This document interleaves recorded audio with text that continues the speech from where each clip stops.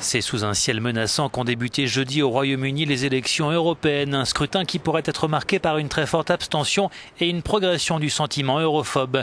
Les Britanniques doivent choisir les 73 députés qui vont les représenter au Parlement européen. Et selon les derniers sondages, les conservateurs au pouvoir pourraient arriver en troisième position derrière l'opposition travailliste. La première place revenant à Nigel Farage et à son parti indépendantiste UKIP. L'homme a réussi à séduire l'électorat avec un discours résolument anti-européen.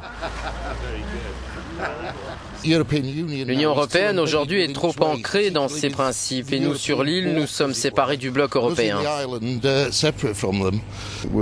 Beaucoup de choses doivent changer à propos de l'Europe, mais je pense qu'on n'a aucun avantage à sortir de l'Union. Le parti UKIP, qui dispose aujourd'hui de 9 sièges au Parlement européen, pourrait en gagner une dizaine de plus à l'issue de ces élections, selon les derniers sondages. Pour cet analyste, les Britanniques se sentent encore trop éloignés de l'Europe.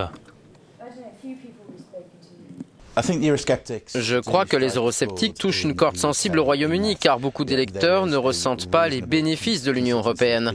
Pour eux, l'Union leur est étrangère. Une large victoire des eurosceptiques dans ce scrutin pourrait mettre la pression sur le gouvernement britannique.